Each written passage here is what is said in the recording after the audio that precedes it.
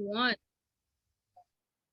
Hello, everyone. Welcome to the Woman's Cave writing class. Yeah, so, we love hyping it. Yes, we do. Unfortunately, it's taking up way too much time in my cloud, that space that I bought.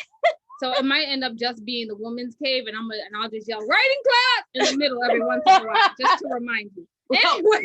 Wow. You're just going to yell it, though, Yeah, Winona? Writing class. I'm Jade. And I'm Winona. And we wrote books. Yeah, we wrote literary life guides with power poetry, and I thought divorce was bad with other life lessons. And I thought being grown up was easy if only I were me, and memoir and verse.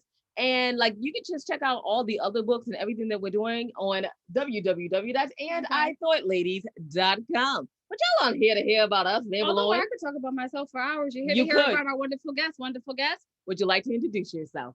Sure. I'm Kelly Harris-DeBerry, speaking to you from New Orleans, live from New Orleans, Louisiana. It's a pleasure to be on your show.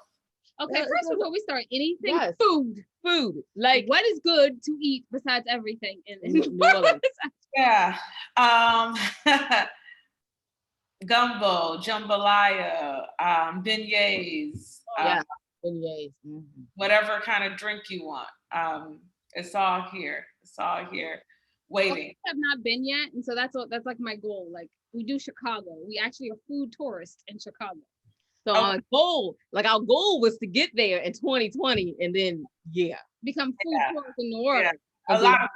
That was a lot of people's statement that they were hoping to come here, but they could not. So but it hasn't stopped a lot of people. I think it's why our numbers are going up, is because everybody is still coming regardless to New Orleans. So I said it's great to have the tourist dollars. Tourist dollars, yes. The city relies heavily on tourism. So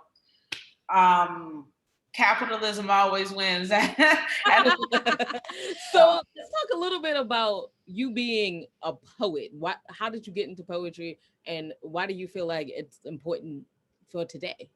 Yeah, I think, I don't know if I chose poetry or poetry chose me. I think that's really, poetry chose me. I think things choose us in life.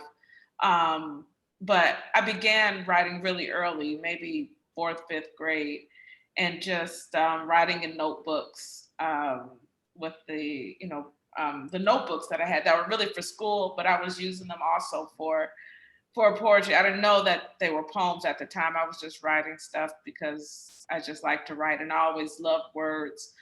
I was always around words, whether it was in church, whether it was, my mom is from the South, and I grew up originally in Ohio, but her dialect traveled with her. So although I was in the North, I was always hearing Southern dialect. I was always hearing these Southern stories. I'm a second and third generation, I would say, of right out of the Great Migration. And so the remnants of that are still very much around me. I didn't realize it then, but we would have fish fries on Fridays, and my grandmother was always putting vinegar in her greens and all these other things that I had no connection to the South when I was a little girl thinking about it. I just knew we always went to the South for the summers. So all of that, the language, the living, all of those things helped kind of shape me as a poet. And then maybe 6th grade, 5th grade, I showed my dad a poem. I don't know why I did, but I just did. And this was like after I'd been writing stuff for a while. He said, "Oh, you wrote a poem." And I was like, "Oh, that's what this is." And so the rest kind of, just happened in different iterations. So that's how I became a poet, I guess would be the most technical answer to give you. So you consider yourself to be kind of like a versatile poet, because I believe you read that what you like is that you can do like poetry that touches the soul, but at the same time technical poetry. How did you become the versatile poet, and what can we expect in your work that shows your versatility? Yeah, I thought I had my book. I thought I had grabbed one, but I guess I didn't, but I can grab one. I don't know. I think that as an artist, you have different points in your life. And when I was younger, although I'm not that old now, but when I was younger, like at the really kind of the height of spoken word, like I was doing the spoken word thing, I was on a tour, I was doing all of that. But then as I got older, and in all art forms, you see that things are always changing in the game, so to speak. And so after a while, honestly, I just got tired of, I shouldn't say tired of the open mic scene, but as I was getting older, I couldn't wait all night for my name to be called at the open mics. Open mics were just dragging, and I just had to go do something else because it was like 11 o'clock at night, and I had a job in the morning. I was like working a real 9 to 5, but I wanted to do more than just perform. I wanted to kind of figure out how I could like have range as a writer. So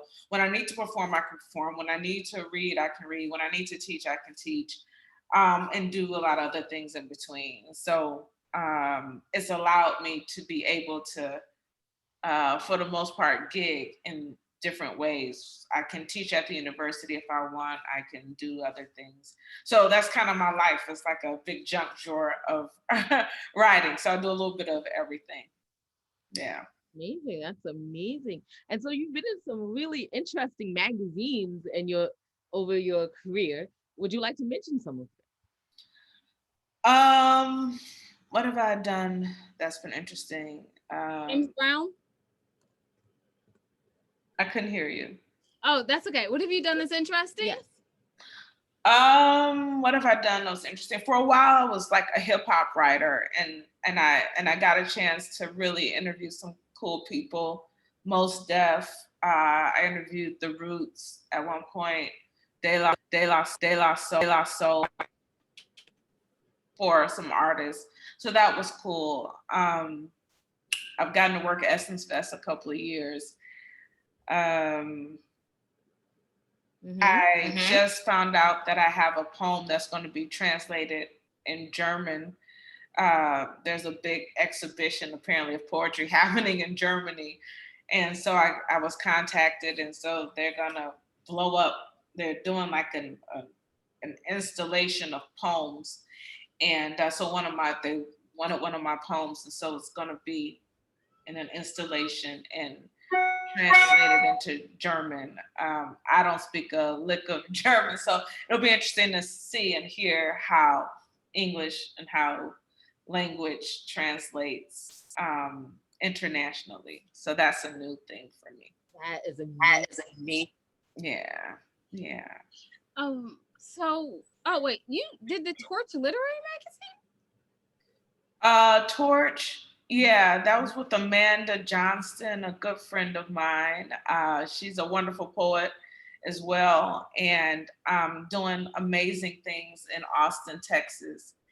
And her book is Another Way to Say Enter. And so check that book out as well. Another great poet that I know. And there's so many poets, so many great Black women poets to check out and listen to and read. And so I always encourage people to do it all. Check out spoken word people, check out page as what we call page people. I think it's all poetry. But yeah, so shout out to all the Black women poets out there.